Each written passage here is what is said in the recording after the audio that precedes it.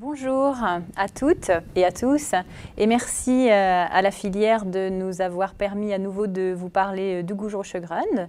Donc je suis Valérie Devauchel, PUPH en rhumatologie à Brest et tout récemment responsable du Centre constitutif des maladies auto-immunes rares, mais nous allons vous en reparler bientôt.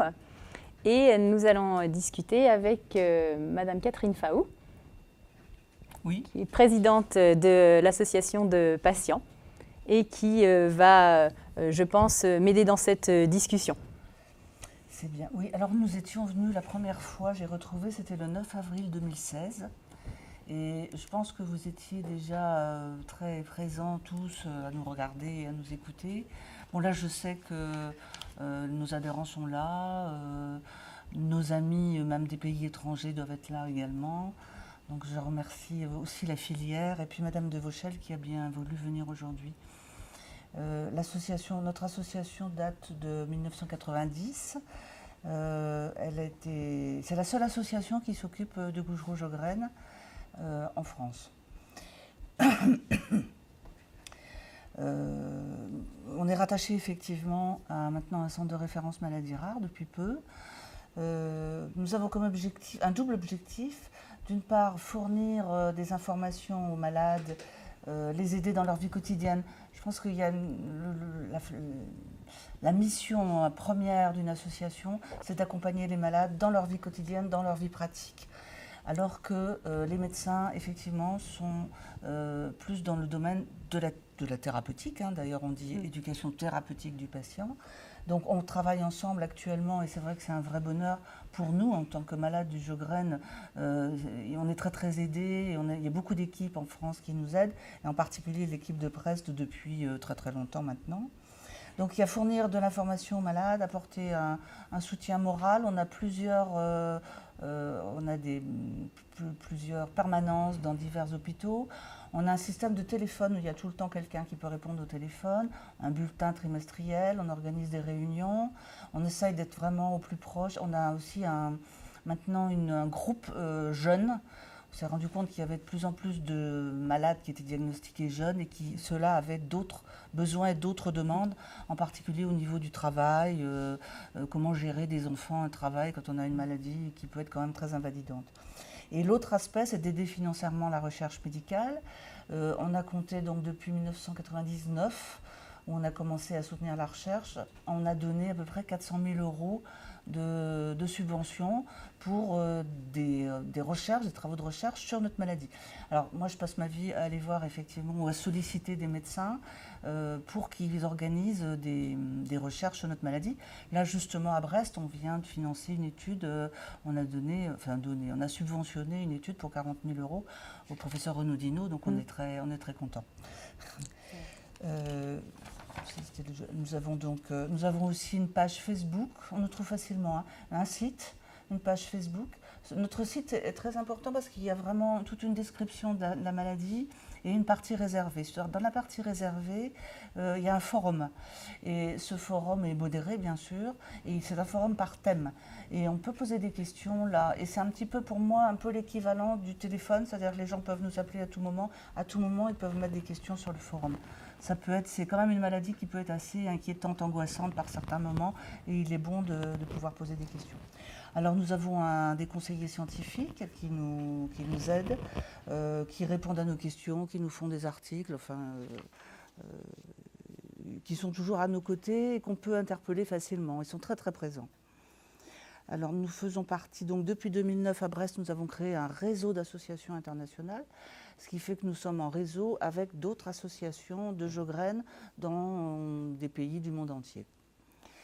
Il y a maintenant aussi des nombreux travaux européens qui concernent le Sjögren. Et vous en trouverez la liste dans un de nos derniers bulletins. Le professeur Perse, justement de Brest, a fait toute la liste de ces travaux qui ont lieu actuellement dans toute l'Europe. Et ça, c'est un grand espoir. Voilà, je vais laisser la parole à Madame Devauchel parce que je pense que vous attendez tous qu'elle nous explique comment faire avec une pathologie aux multiples facettes, comme c'est écrit, et c'est vraiment ça. Merci Madame Faouz. On va faire ça ensemble de toute Oui, façon. oui, oui. Donc, pour se mettre un petit peu dans l'ambiance, j'ai choisi de vous parler de Madame F, qui est âgée de 55 ans. Elle vient vous voir en consultation. Elle est envoyée par son médecin traitant.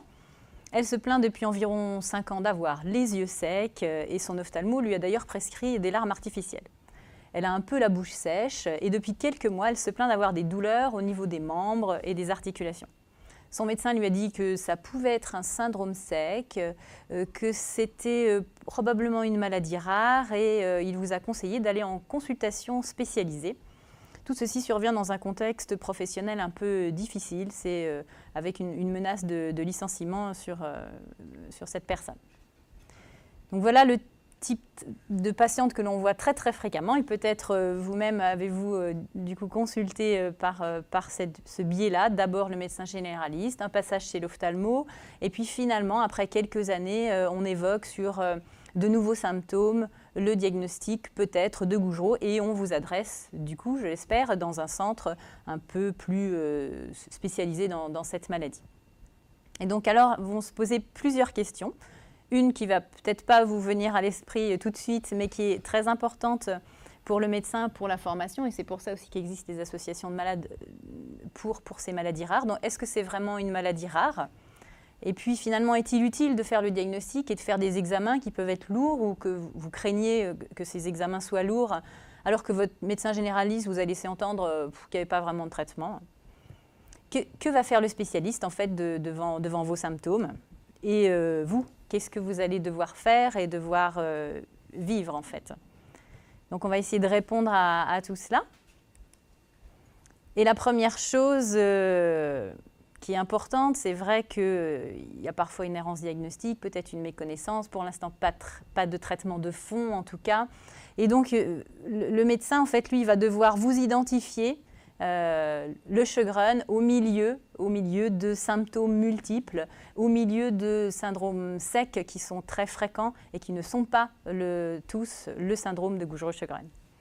Et puis, donc, cette maladie est quand même un peu médiatisée. Et là, vous avez eu la médiatisation de Serena Williams, dont vous avez peut-être entendu parler, une joueuse professionnelle de tennis qui a arrêté sa carrière en 2011, je crois, suite à un Sjögren. Et si j'ai bien compris, alors je ne la connais pas, hein, mais en lisant quelques articles, j'ai compris qu'elle avait plutôt une forme justement sèche et avec polyalgie. Je vais vous en reparler ensuite. Je pense qu'elle refait du tennis d'ailleurs. Ah ben j'espère. Oui, oui. Elle avait dit qu'elle était bien soignée, qu'elle avait pu reprendre le tennis. Pas de compétition, mais elle refait du tennis.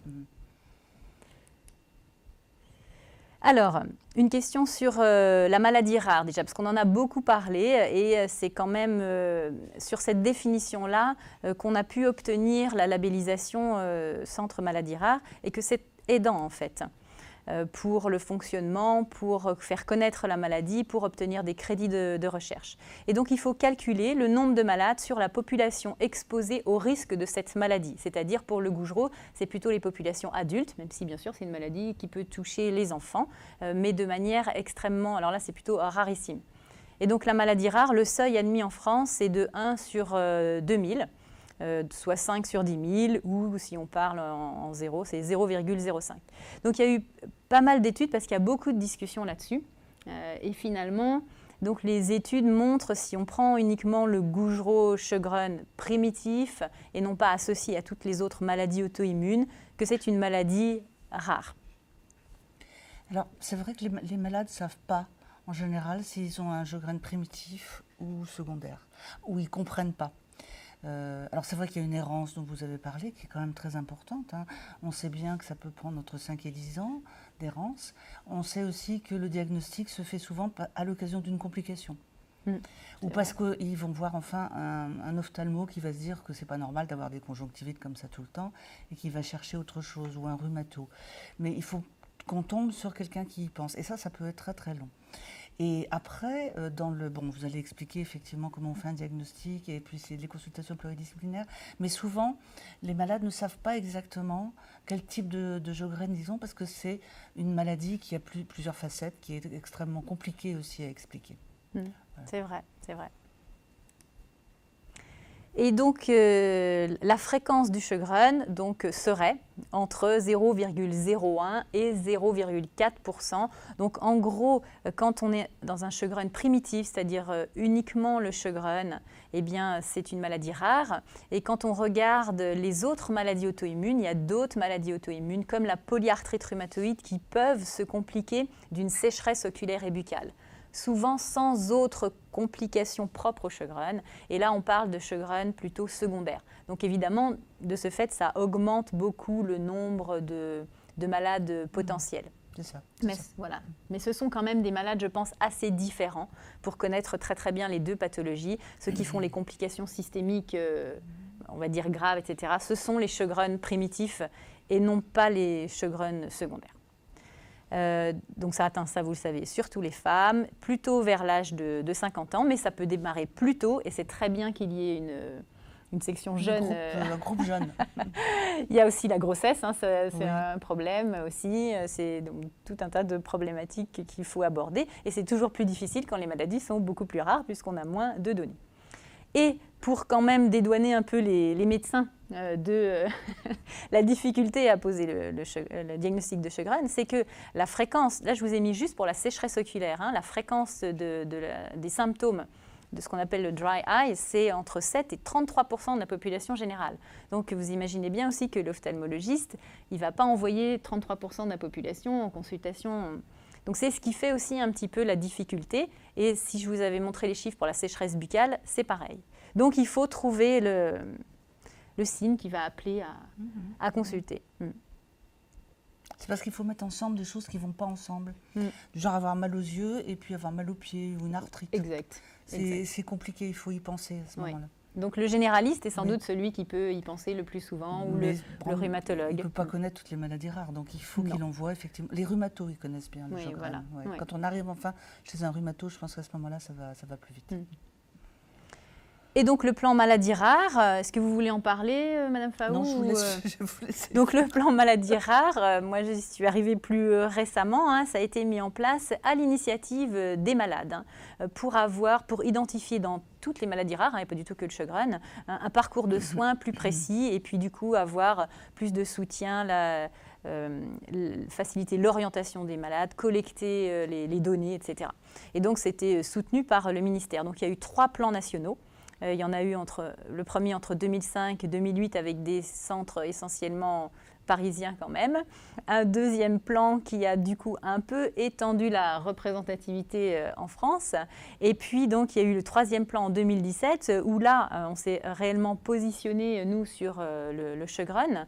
Il fallait avoir des preuves que le Sjögren était une maladie rare. Et puis, il fallait répondre à beaucoup de prérequis en termes de recherche, de publication, un bon niveau quand même scientifique que nous avions. Et donc, soutenu par Madame Faou et d'autres associations, notamment les associations de sclérodermie et de lupus, nous avons pu obtenir cette labellisation. Les objectifs, je vous ai les montrés ici, hein, c'est organiser autour des centres de référence maladies rares, des filières de santé pour aider les malades, collecter les données, coordonner la recherche, essayer d'avoir un rayonnement international. Et donc, dans le premier appel d'offres, il n'y avait pas eu de reconnaissance du Sjögren, bien sûr, dans les 2 premiers. Par contre, il y avait un centre à Strasbourg, centre de référence, avec le professeur Martin, Sibylia et Gothenberg. Donc, en particulier, c'est vrai, Jacques-Éric Gothenberg et Jean Sibylia qui travaillent assez spécifiquement sur le Sjögren, mais ils n'avaient pas eu cette reconnaissance uniquement sur le Sjögren. Et puis, il y a eu 2 centres labellisés en 2017. Donc là, il y a le Kremlin-Bicêtre, Paris-Sud et Brest, sur maladies auto-immunes rares, mais avec cette spécificité Sjögren. Mais dans tous les hôpitaux, dans tous les CHU, il y a des spécialistes quand même du Sjögren, essentiellement des rhumatologues, mais pas que. Lille, c'est un service de médecine interne, Limoges, un service de médecine interne.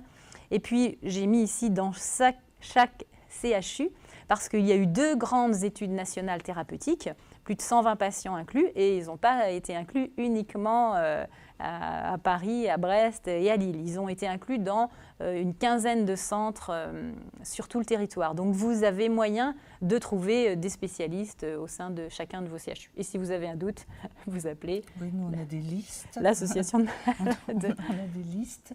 Et d'ailleurs, on les publie régulièrement, pas les listes de médecins, hein, mais les listes, quand vous voulez participer, par exemple, à une étude, les listes des centres qui organisent ces études-là. Oui, c'est ça. De toute façon, c'est pas un médecin. Enfin, c'est souvent porté peut-être par un médecin, mais souvent ce médecin, du coup, il est quand même un peu moins disponible après. Voilà. Donc, c'est une équipe, bien sûr. C'est une équipe. C'est une équipe. Et donc, voilà un exemple d'organisation à Brest. Ça paraît un peu compliqué, mais à Brest, nous sommes organisés depuis longtemps avec des consultes dédiées, un peu multidisciplinaires. Donc, il y a le Sjögren, il y a le lupus, les vascularites, etc. Et tout ça s'organise... la notion de service a un peu disparu, enfin de service de rhumatologie, de médecine interne, etc. Chacun est regroupé au sein de consultations multidisciplinaires qui sont faites un peu différemment en fonction des médecins qui les ont organisées. Et tout ça est adossé à chaque fois à des unités de recherche. Et on a, par exemple, dans la consultation Sjögren, qui est celle qui nous intéresse là, on a le dermatologue, l'immunologiste, l'ophtalmo, le dentiste, le psychiatre, le neurologue, le rhumato, l'échographiste. Et on a essayé de développer des plateaux techniques avec des spécificités pour bien diagnostiquer le Sjögren, avec toutes les nouveautés un peu qu'il y a. Et puis, on a toute cette partie-là qui s'appelle l'éducation thérapeutique, qui est chez nous, qui a été fortement développée à Brest pour la polyarthrite rhumatoïde. Vous savez, on est obligé de faire des programmes qui sont validés par les ARS, qui ne sont pas financés malheureusement. Et nous avons développé ça pour la polyarthrite rhumatoïde. Par contre, pour le Sjögren, là, on a été plutôt... Enfin, on n'a pas réussi, on n'a pas de moyens et on a besoin en fait des malades. Dans la polyarthrite rhumatoïde, il y a des malades experts. Donc, ils se forment et après, ils nous aident parce que nous ne sommes pas assez nombreux, pas assez soutenus.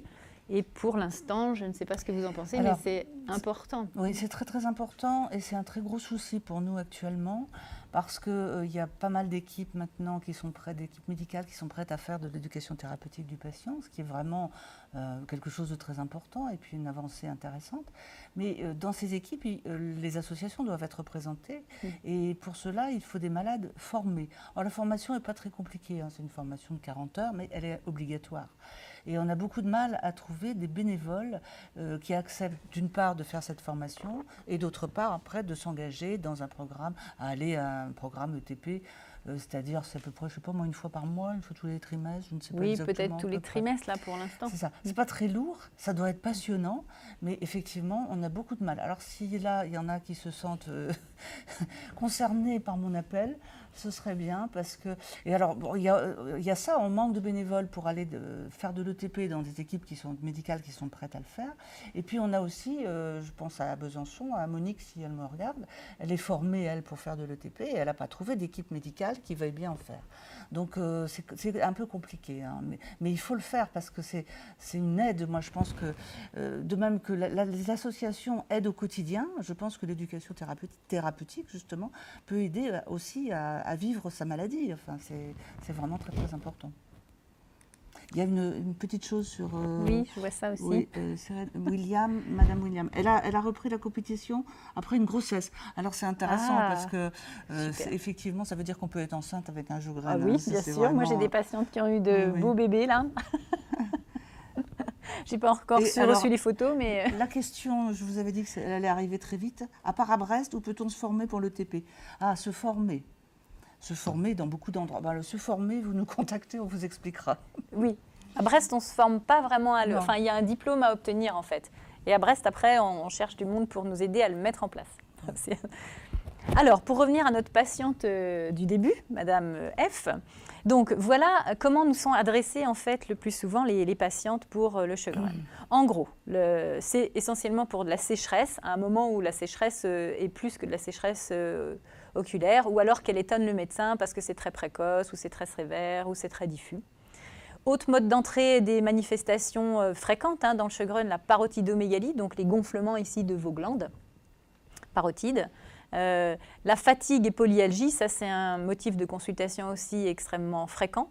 Et puis ce qu'on appelle nous les signes extraglandulaires, puisque le Gougerot il atteint surtout les glandes exocrines, donc les glandes qui font sécréter, mais il peut atteindre aussi parfois le poumon, les articulations, et donc ça amène les patients à consulter ou à être adressés par leur médecin. Et quand le patient va venir, il va bénéficier d'un bilan diagnostique ici, Et il va falloir, en fonction des symptômes, que le médecin élimine les diagnostics différentiels. Donc ça, ce n'est pas toujours très, très bien vécu par les patients, mais il y a tout un tas de causes autres que le Gougerot qui entraînent le syndrome sec, la parotidomégalie, la fatigue, en particulier la fatigue et polyalgie, et d'autres signes extra-articulaires. Et puis ensuite, dans le même temps, on va poser notre diagnostic avec les critères dont on dispose actuellement. Donc, je vais vous reparler ensuite. Un exemple d'autres causes que Gougerot, c'est les médicaments inducteurs de sécheresse. Donc, il y en a pas mal. Les anticholinergiques, les antidépresseurs, les diurétiques, bêta-bloquants. Il y en a d'autres aussi, hormonothérapie, neuroleptiques. Et puis, on surveille toujours ce qui se passe avec différents médicaments. Donc là, il y a aussi des Sjögren décrits avec des nouveaux anticancéreux, ce qu'on appelle les inhibiteurs de checkpoint. En fait, dans le Sjögren, l'immunité est anormalement activée, on va dire, et dans certains cancers, dans la plupart des cancers, pour survivre, les cellules cancéreuses bloquent votre immunité. De cette façon, le corps ne repère pas les cellules cancéreuses. Et donc, on a trouvé un moyen de déjouer cette action par des nouveaux traitements, des nouveaux anticancéreux qui libèrent, on va dire, la reconnaissance des cellules immunitaires, qui soignent certains cancers de manière miraculeuse, mais qui, par contre, entraînent des maladies auto-immunes. Les modes d'entrée, donc soit le patient est adressé par un médecin pour un Gougerot avéré, c'est-à-dire des internistes, des rhumatologues qui suivent déjà des hématologues, qui suivent des patients, mais qui, lorsqu'il y a une complication, veulent avoir un avis d'experts, veulent savoir si c'est toujours le Gougerot est actif ou pas. Adressé par le médecin généraliste ou l'ophtalmo pour une suspicion de Gougerot. Donc là, on va avoir un bilan plus important à faire. Et là, un avis sur le diagnostic. Et puis, il y a des patients qui viennent spontanément voir parce qu'ils se sont renseignés sur Internet, parce qu'ils ont entendu parler du service et qui vont vouloir avoir un avis complémentaire ou un deuxième avis. Ça aussi, c'est possible. C'est le rôle parfois des centres de référence, même si ça ne doit pas être très fréquent. Comme je vous l'ai dit, dans chaque CHU, vous pouvez trouver un très bon référent. Le bilan standardisé, on va reprendre un peu vos antécédents, voir si vous avez surtout dans votre famille des anomalies auto-immunes qui font que vous êtes plus exposé que d'autres. On va revoir avec vous votre état actuel. Est-ce que c'est plutôt la sécheresse? Est-ce que la fatigue? Est-ce que c'est un Gougerot actif? Est-ce que ce sont des séquelles? Et puis on va faire tout le bilan pour le diagnostic, pour les différentes complications, pour le pronostic. Et puis, alors ce n'est pas un bilan, j'ai marqué bilan pour la recherche, on va aussi vous parler de la recherche et de ce qu'on fait actuellement. Donc ça, ce n'est pas partout, bien sûr, mais c'est quand même important. On vous a dit que c'est une maladie pour laquelle on est quand même beaucoup en recherche et en recherche de traitement de fond.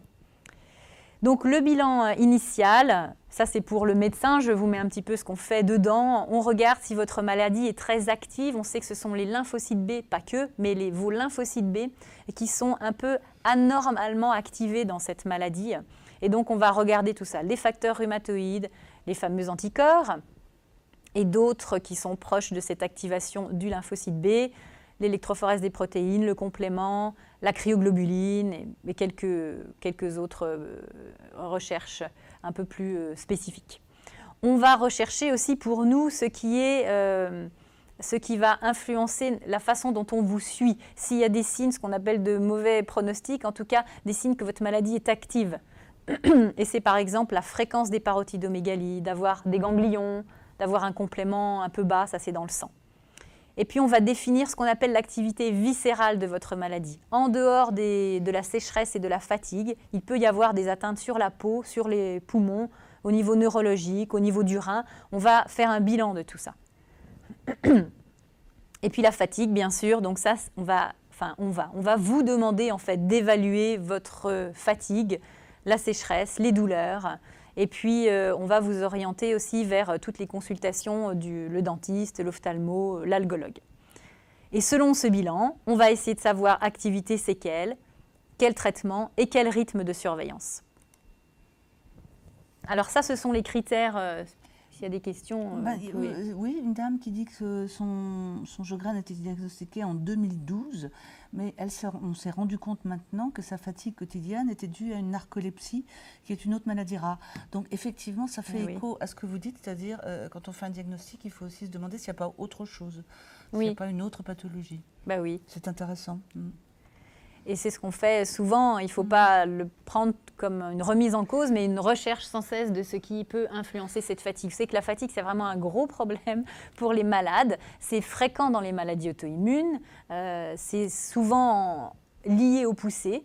Mais pas que. Il peut y avoir aussi d'autres fatigues liées au fait qu'on a du mal à gérer aussi cette maladie, qu'on a un travail qui est un peu inadéquat. Et puis, on a beaucoup de mal à traiter la fatigue. On n'a pas de traitement pour l'instant. Il n'y a pas de traitement pour la fatigue. D'ailleurs, on dit « je suis fatigué », c'est un état, alors que j'ai mal aux pieds. Oui. Donc, ça ne se soigne pas bien. C'est vrai qu'on a tendance à dire « faut vous reposer », mais en fait, on se réveille, on est fatigué déjà le matin. On se réveille le matin déjà totalement épuisé. Alors, il y a, je pense qu'il y en a beaucoup qui essayent de lutter, par exemple en travaillant beaucoup, ou en se disant comme ça, ça explique ma fatigue. Il y a quand même un truc qui est bien aussi, c'est le sport. Ça va faire rire les gens qui me connaissent. Mais je pense qu'il faut maintenir une activité physique aussi longtemps que possible. Et vraiment, c'est quelque chose qui peut aider. Oui, c'est très aidant. Ouais. Je crois que vous me racontiez. Oui, enfin le sport. En tout cas, ce qu'on dit maintenant, c'est peut-être le sport. C'est en tout cas bouger. Voilà, on dit bouger. Voilà. Ouais. Voilà. Bouger, et surtout, même si vous avez mal, il faut bouger. C'est ça. Et donc, les critères pour dire oui ou non, on a un Sjögren, vous les connaissez aussi, c'est le fait d'avoir évidemment la sécheresse, d'avoir aussi une autre atteinte, avoir fait parothidomégalie. Et puis ensuite, on recherche donc ce fameux infiltrat dans vos glandes salivaires qu'on appelle le focus score. On recherche la présence des anticorps, ce sont les anti-SSA. On sait maintenant que les anti-SSB seuls n'ont pas de valeur. Et puis on fait des scores ophtalmologiques. On quantifie en fait cette sécheresse oculaire et le flux salivaire, c'est cette sécheresse buccale. Mais il nous faut, parce que ici, là, on se retrouve devant 33% de la population qui a un syndrome sec, il nous faut ces anomalies ici, anticorps ou focus score, ou une atteinte systémique caractéristique du Sjögren. Il y a une dame là qui pose la question de la différence elle dit qu'elle avait été diagnostiquée sclérose en plaques. Et ça arrive souvent parmi nos adhérents. On entend ça souvent. Au début, on m'a dit que j'avais une sclérose en plaques. Et puis après, on m'a dit que c'était un Sjögren. Vous pouvez développer un peu j'en avais pas préparé cette question. Non, je peux développer parce que justement, on m'envoie aussi souvent des patients qui ont des signes évoquant une sclérose en plaques. Parce que la sclérose en plaques, c'est pareil, c'est une maladie... c'est proche du Sjögren initialement parce que les gens se plaignent de douleurs neurologiques pour lesquelles on ne trouve pas forcément d'anomalies. Et dans le bilan de la sclérose en plaques, il y a le focus score, la biopsie des glandes salivaires, parce que les neurologues savent maintenant que ça peut être en fait un Gougerot.